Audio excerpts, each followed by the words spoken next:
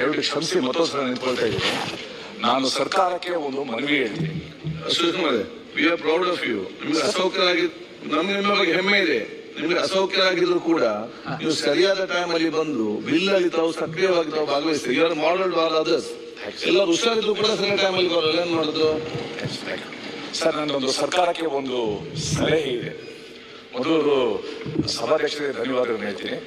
Sir, KPSC ಬಗ್ಗೆ ಬಹಳ ಚರ್ಚೆ ನಡೀತಾನೆ ಇದೆ. ನಿಮಗೂ ಗೊತ್ತು, ನಮಗೂ ಗೊತ್ತು. ಇವರೆಲ್ಲ ಹೇಳಿದ್ರು ಬ್ಯಾಂಡ್ ಏಡ್ ಅಂತಂದ್ರು, ಪ್ಯಾರಾಸಿಟಮಾಲ್ ಅಂತಂದ್ರು. ಬಟ್ KPSC ನಾವು ಸರಿ ಮಾಡದೇ ಇದ್ರೆ, ನಾನು ಆಗಲೇ ಹೇಳ್ದಂಗೆ ಅಪಾಯ, at the risk of repetition ಹೇಳ್ತಾ ಇದ್ದೀನಿ, ಅಪಾಯಕಾರಿದೆ. ಸೊ ನಾನು ಸಭಾಧ್ಯಕ್ಷರ ಮೂಲಕ ಸರ್ಕಾರನ ಮನವಿ ಮಾಡ್ಕೊಳ್ಳೋದು, ಹಿಂದೆ ಒಂದು ಹೋಟಾ ಕಮಿಟಿ ಅಂತ ಮಾಡಿತ್ತು ಸರ್ಕಾರ. ಅದೆಷ್ಟು ಮಟ್ಟಿಗೆ ಇಂಪ್ಲಿಮೆಂಟ್ ಆಗಿದೆ ಅನ್ನೋದು ಕೂಡ ಒಂದು ಪ್ರಶ್ನೆ. ಸದನದ ಎಲ್ಲಾ ಸದಸ್ಯರ ಕಳಕಳಿನ ನೆನಪಲ್ಲಿ ಇಟ್ಕೊಂಡು ಇವತ್ತೇ ನೀವು ಬಿಲ್ ತಂದಿದ್ದೀರಾ, ಇದರ ಹಿನ್ನೆಲೆಯಲ್ಲಿ ಸಂಪೂರ್ಣ ಮಹಾರಾಷ್ಟ್ರ ಪಬ್ಲಿಕ್ ಸರ್ವಿಸ್ ಕಮಿಷನ್ ಬಗ್ಗೆ ನಾನು ಕೇಳ್ತೀನಿ. It's a model public service commission ಅಂತ ಕೇಳ್ಪಟ್ಟಿದ್ದೀನಿ ನಾನು. I don't know.